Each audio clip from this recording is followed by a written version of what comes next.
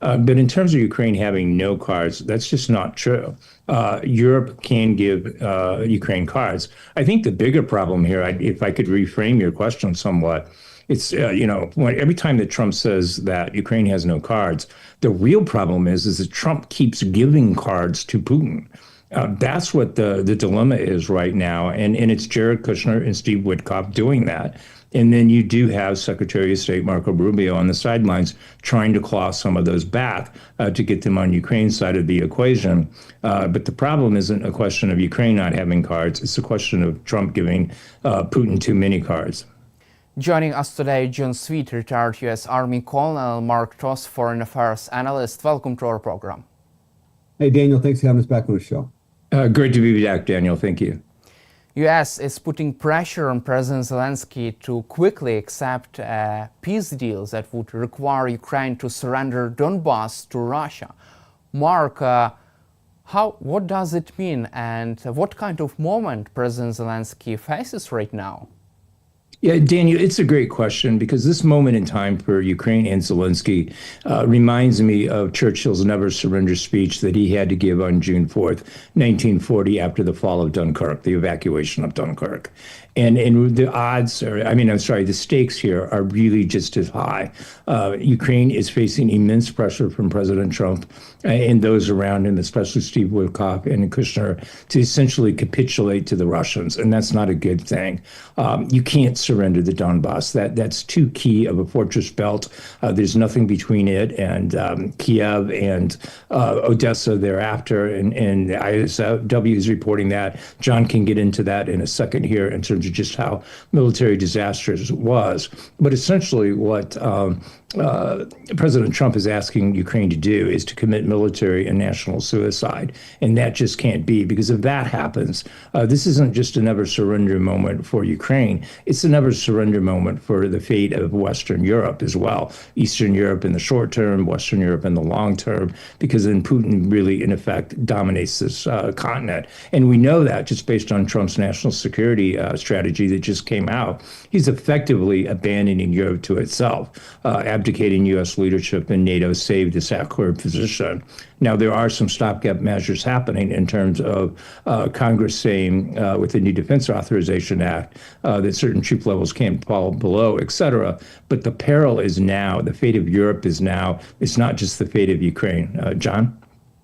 Sure, John. No, I agree. I agree. And I'll add this. As you know, the saying goes, want it bad, get it bad. And right now, Trump wants it bad, and Ukraine will get it bad. Okay, and for exactly the reason that Mark said is, quite frankly, they can't give up their strategic fortress. Okay, it's at the end of the day, it's a condition setter for Russia. In addition to Russia's other demands of a reduced size military, restrictions on certain types of weapon systems, and the lack of NATO forces physically being in Ukraine to assist in their defense, it simply sets conditions for a follow-on invasion that we've seen before, no further than Chechnya, and look no further than understanding that Putin's never going to keep his word. It's only based on moments in time, and this moment in time is what he wants. So all the incentive packages in the world that are being packaged up for Russia to come to the table are not going to convince Ukraine to cede any of its territory. And right now it appears that Europe's standing behind Zelensky. French President Emmanuel Macron warned European allies that the US could betray Ukraine in these negotiations. Mark, how close are we to such moment? Yeah, Daniel, to be determined. Look, it's very clear that the U.S. wants to move beyond not just Ukraine, but Europe as well. Under the Trump administration, the strategy makes that clear. It wants to pivot. It wants to see China as the major pacing threat. But even there, it's somewhat weak in the sense that it's got softer language towards China than in the past. I think Trump envisions a world of business deals, but he's looking past the very real geopolitical issues at stake, the geostrategic issues that are at stake, that Putin sees this world very differently. As John and I recently wrote, Putin isn't interested in Jared Kushner or Steve Witkoff's business deals.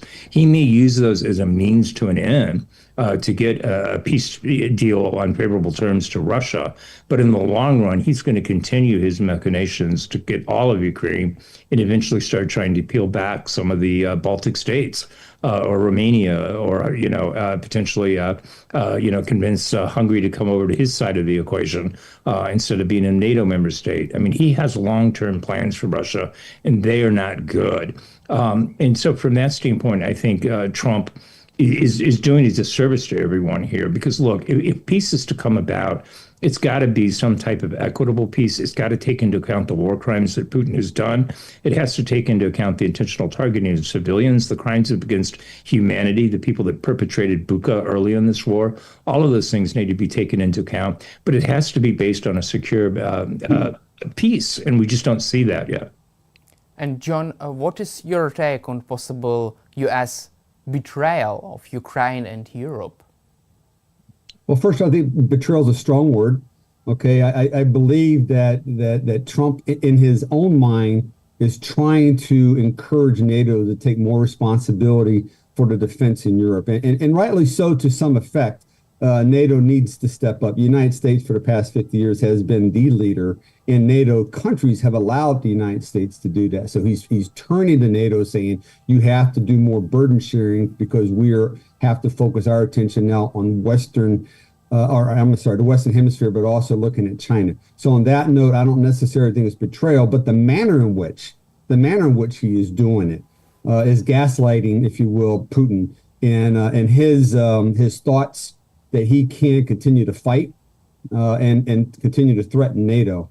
So it's having a negative effect, particularly on Ukraine, but it is encouraging Putin to hold his ground and simply to demand more. And right now, the Trump administration appears to be providing more incentives to get Putin to the negotiating table while trying to apply pressure on Ukraine to give up terrain that, quite frankly, it's not prepared to do. Let's also cover... Daniel, Sure. if I could jump in real quickly here. Sure. I agree with what John is saying. Look, I don't know that it's so much betrayal. It's an abdication that's happening. And I think, I come from a military aviation family. And when I was being taught to fly by my grandfather and father, essentially they said, beware of a concept known as get-there-itis. That Trump is so wanting to get to a peace deal that he's not considering all the bad decisions that he might be making going to get to that deal done. You start making those bad decisions in the final stages of flight, that's how you end up crashing on landing. You really have to think things out. He's not doing this. And there's so much about his negotiating position that's just contradictory. For instance, last night he starts calling for elections. Why is he stacking the deck in favor of Putin? It's get-there-itis. He just wants to get a deal done. He's not considering all the implications to Europe, to Ukraine, and your sovereignty going forward, and that's just unfortunate. And Mark, let's go back to what you said just a few minutes ago about the 2026 National Defense Authorization Act. This is Congress putting the Trump administration in check. Okay, this is Congress saying, hey, the budget for 2026 and 2027 will include $400 million in aid, military assistance to Ukraine.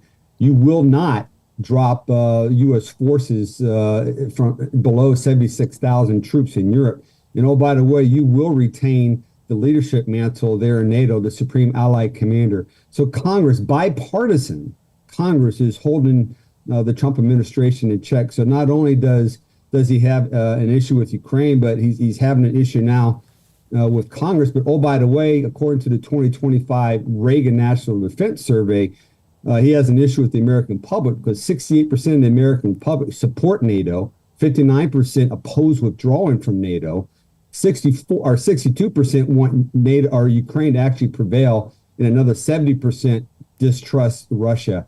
So he's swimming upstream against American opinion.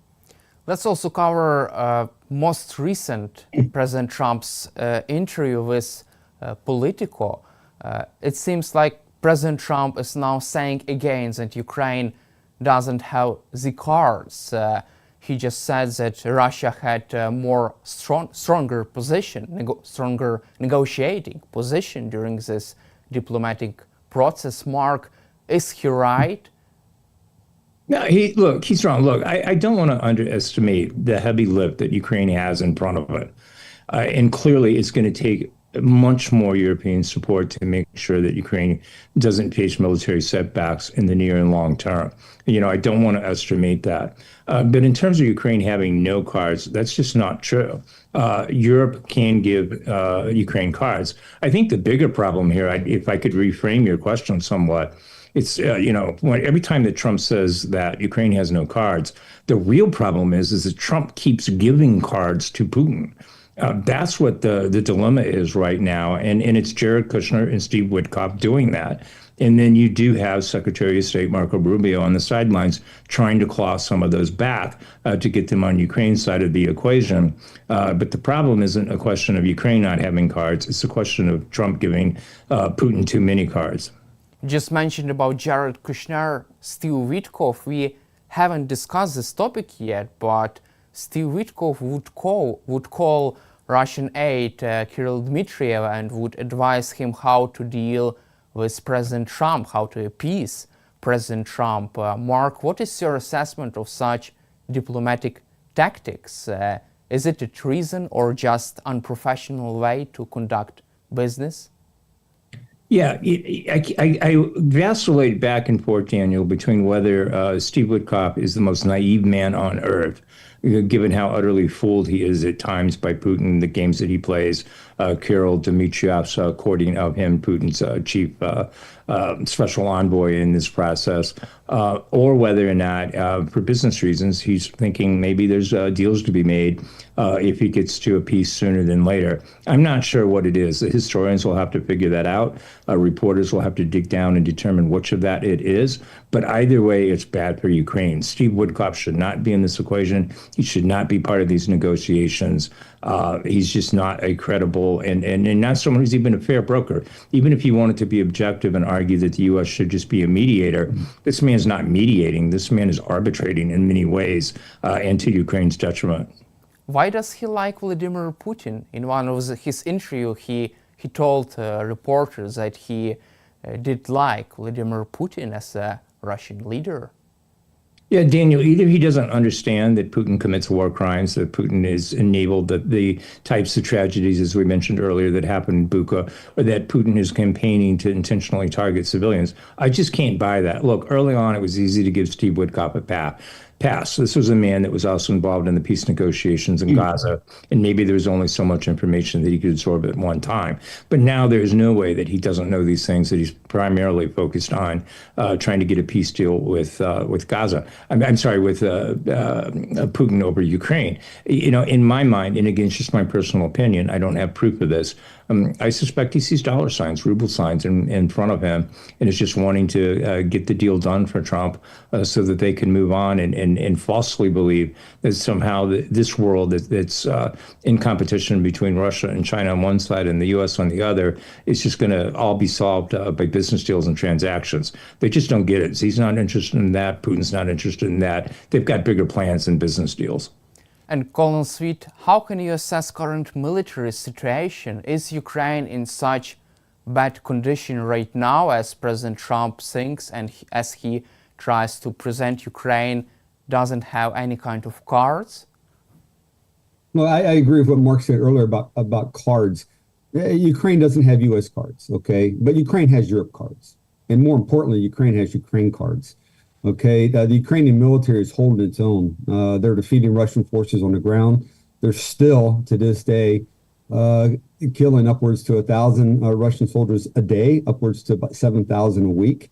They have turned back multiple assaults, and they continue to do that. Now, where they need help and where they need additional assistance, obviously, is battling the drones and the ballistic missiles. Over 700 drones and 50 plus ballistic missiles fired within the last 24 hours. Against civilian targets. Again, civilian targets, civilian neighborhoods, not military targets, civilian infrastructure, schools, churches, homes, cultural centers. Another word for that could also easily be genocide, but yet nobody wants to use that word when it comes to Russia because they would have to do something about it. Okay, so no, Ukraine's holding its own, and I suspect with additional support from Europe, Ukraine will continue. Now, they'll need support, particularly in air defense. And Mark and I have talked about this a lot in the form of a no-fly zone to one degree, but also in the form of an integrated, layered air defense system. Those two are mandatory. They have to get those two installed in order to continue to fight. Hey, Daniel, if I could add really Sure. quick here, I agree with what John said. The biggest card that Zelensky has right now that he needs to be playing, and he is the card of defiance. He needs to be defiant in the face of these bad deals that are coming his way. And that goes back to basically the defiance that Churchill showed in 1940, saying we'll fight on the streets, the hills, the beaches, wherever. Zelensky needs to draw that line that Ukraine is going to fight to the end, that this notion of freedom, sovereignty, etc., not ceding land and territory is integral to the Ukrainian identity and your core beliefs as a country. Europe needs to see that defiance, because then they need to make a calculus. Do they want to see your country fight without additional cards and potentially lose? Or do they realize now is the time to step up because Trump isn't, and go all in with things like the no-fly zone? But if I'm Zelensky right now, and we're starting to see that, I remain defiant. Don't give in to this. You need to be Churchill. This is back in 1940, when maybe the odds are against you as a country, as they were against England after the fall of France and the evacuation of British troops without their equipment from the Donbas. From Dunkirk. You guys are in a better position than that. You still have your army intact. You still have your equipment intact. Be defiant. Do you feel that the most strongest card Ukraine has right now is that there won't be any kind of deal without Ukraine? I do. Look, the strongest card that I see that Ukraine has is the defiance card. And that's not just something that's unique to Zelensky. I see that in Ukrainian after Ukrainian after Ukrainian. You look at these men and women that are fighting on the front lines. That resolve, that defiance to say we're not going to give an inch of our territory unless it makes sense strategically to tactically withdraw for a little while to fool the Russians into taking it so you can counterattack. That's on display. It's on display every time a power node gets hit and you see the firefighters out so that the electrical guys can get in and repair those. It's seen every time people rush into burning apartment buildings, hospitals, schools to save, bring women, children to safety. You see that defiance everywhere. I mean, and as an American, it's admirable. I mean, I don't think the world has seen anything like that kind of defiance since the days of the Blitz in England, when British people showed similar resolve. And look what that resolve ended up getting them, even though they thought the odds were against them. They ultimately prevailed and beat Nazi Germany. I strongly and still believe in my heart Ukraine can win this, but they need Europe's support, and they need it now. Hey, another word for that, Mark, defiance is national identity. And Ukraine has national identity. Ukraine has pride. Ukraine has its own unique culture. And Ukraine's not going to give that up to Putin. And they're not going to let the United States dictate to them what their future is. There's the U.S. motto. The motto for the U.S. Army is that this we will defend. And right now, Ukraine is upholding that motto. Colonel Sweet, I would like to ask you about the possibility of Ukraine changing the balance of power on the ground, because we haven't heard any kind of such discussion right now in the media. We just have been hearing about territorial concessions, about negotiations, about Ukraine should surrender Donbass to Russia. But let's also cover the other side of these discussions. How can U.S. help Ukraine to prevail in this fight right now? Because President Trump still has lots of military cards on his table in the White House. He does. In order to change the battlefield today, Ukraine is going to have to stop. And I say this all the time on this show with you, and Mark and I write it repeatedly, but they're going to have to stop the flow of Russian soldiers into Ukraine. Interdiction is what they're going to have to do. They have to defeat those forces before they arrive into Ukraine, not on the Ukrainian battlefield. They need to get them in their assembly areas, their marshalling areas, their field points and logistical hubs, at the airfields, the seaports, the railheads, the highways. They need to hit them there. They need the weapon systems to hit them there.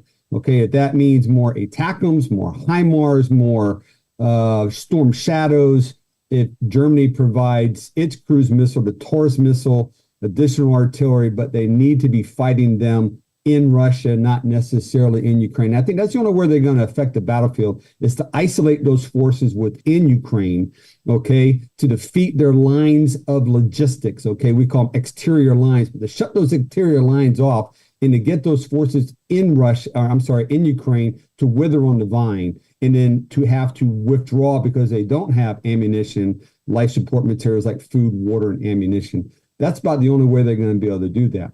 The other way, obviously, again, as Mark and I have said, is you got to stop the drone and missile attacks, and that's either through the no-fly zone, but also striking those weapon systems in Russia before they can launch. It doesn't do any good to shoot the individual missile down. You have to destroy the weapon system in the production facilities where these drones are being made, and that's where Ukraine has to turn its attention. They're focused on the deep strikes against refineries, and that's still a good course of action, but they're going to have to find some balance in the interdiction war. And Yeah, Mark, hey, Daniel, if sure. I could quickly add here.